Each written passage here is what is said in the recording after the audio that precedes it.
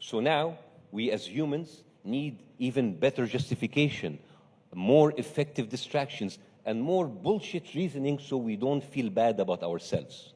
Now, we need a better constructed reality to make us feel okay with all of this. An alternative reality, or in layman terms, propaganda. But despite our progress, and despite our elaborate propaganda, our justifications to kill others remain the same. They are savages, terrorists. They are coming for us. They have WMDs. Boom, let's invade Iraq.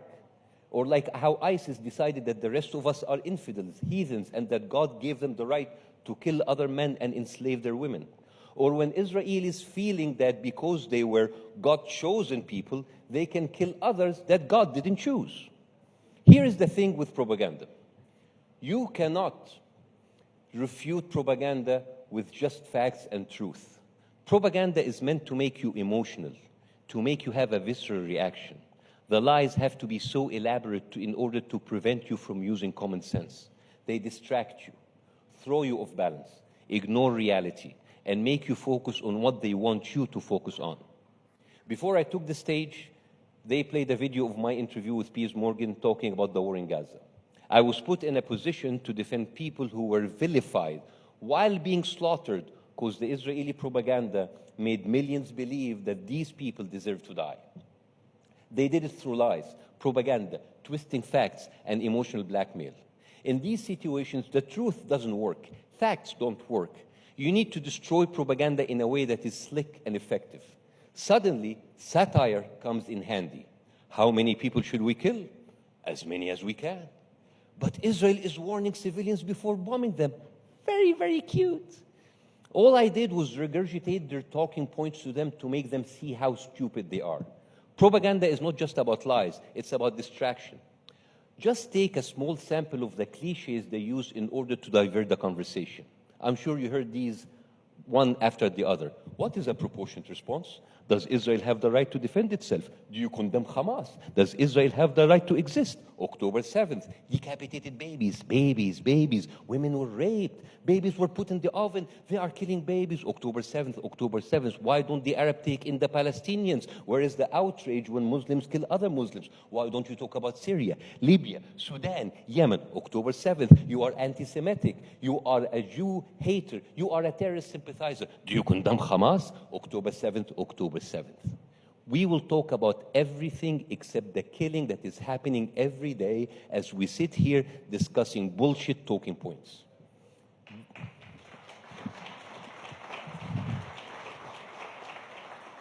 This style of distraction is inspired by a very old debating trick called gish galloping. Gish galloping is a way where one side throws distraction, lies, and half-truth at you in order to confuse you, distract you away from the real issues. We have seen this on display every day since the war started. History only started on October 7th. We are not allowed to talk about what came before. You criticize Israel, you want ceasefire, you hate the Jews. What about the decapitated babies? So now they shut down the conversation. They turn it emotional, visceral, but I don't blame them. They do what other countries do. They lie. They lie and they lie and they lie and they lie. And when you think they are done, they go like DJ Khaled, another one. No, I don't blame them. I blame the Western media, the same media that gave us lectures and history lessons about transparency, honesty, journalistic integrity, and holding people accountable. The decapitated babies, the gang rape stories, the babies in ovens, these were lies that have been refuted by the Israeli media themselves. None of the Western media outlets retracted any of those stories with the proper apologies. Hours, no, days were dedicated to the most obscene, outlandish stories, and no one said, sorry guys, we messed up. The Israeli media talked extensively about the Hannibal Directive and how a huge portion of Israeli civilians were killed by not-so-friendly fire. CNN, BBC, nothing. They were busy publishing headlines like 15 people were killed in Gaza. Killed by who? We don't know. How are they killed? We don't know. They have been doing this forever. One of my favorite headlines by the New York Times is from 2014, when Israel fired a missile killing 5 people in a coffee shop in Gaza. And the headline came as, "Missile finds patrons at cafe." How did it find them? We don't know. What would have happened if it never found them? We have no idea. Or when the Wall Street Journal, just a few weeks ago in October, published this headlines: "Blast goes off at Orthodox Church in Gaza." Yes, there was a miracle blast that miraculously happened. You don't believe in miracles? Come on, it actually happened in a church. Miracles do happen. The Western media that has been lecturing us about the dangers of using religion and Holy Scripture to justify political actions and launching wars, those same people have no problem talking about the historical claims of the chosen people and their indisputable right in the promised land. Really, chosen people. Chosen by whom? Promised. Promised by whom? God? Your God? My God? Whose God? We don't know. It is funny how the West uses religion as it pleases. They ridicule and criticize brown people religions at will. Your religion is violent. Your religion is nonsense. Your religion is ridiculous, savage, primitive. You can't take political decisions just because your scripture tells you so. And yet, they openly talk about God choosing certain people to do whatever the hell they want. And this is where I get confused. If they really believe in this whole thing about chosen people, then why don't they just all convert to Judaism? If you believe that they are the chosen people, won't you feel left out? Won't you feel unchosen? I mean, the hypocrisy. We are the West. We are secular. We are liberal. We don't care about religion. But when it comes to Israel, suddenly it's biblical. By the way, the lies and the false justification that have been used to kill other people and wiping out whole communities have been recycled over and over again. 1898, the Wilmington Massacre. 1906, the Atlanta Massacre. 1912, Forsyth County Massacre. 1921, the Tulsa Massacre. 1922, Perry, Florida. 1923, Rosewood, Florida.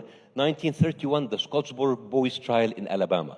These were massacres against black people in America, and all of them started the same way. A rumor, an allegation that some black people raped or assaulted white women. That gave white Americans an excuse to kill, torture, lynch, and even burn down whole communities, displacing them, destroying their homes, hospitals, and schools. Collective punishment, gendered accusations, and displacement based on false rumors. Sounds familiar? They even still use the same kind of accusation whenever people speak against injustice. When some people try to support the black community in their plight for justice and equality, they were called race traitors, self-hating whites, self-hating Americans. Same as we see today, when Jewish people stand up against Israeli war crimes, they are called self-hating Jews. And it doesn't matter how Jewish you are. The co-author of the Universal Declaration of Human Rights, Stephen Hessel, was a Jew. He was a Holocaust survivor. He was part of the French resistance against the Nazis. When he stood up for Palestinian rights, he was called an anti-Semite, just like that. Together with many Jewish people, including politicians, comedians, actors, ex-IDF soldiers who rejected Zionist lies, and even rabbis.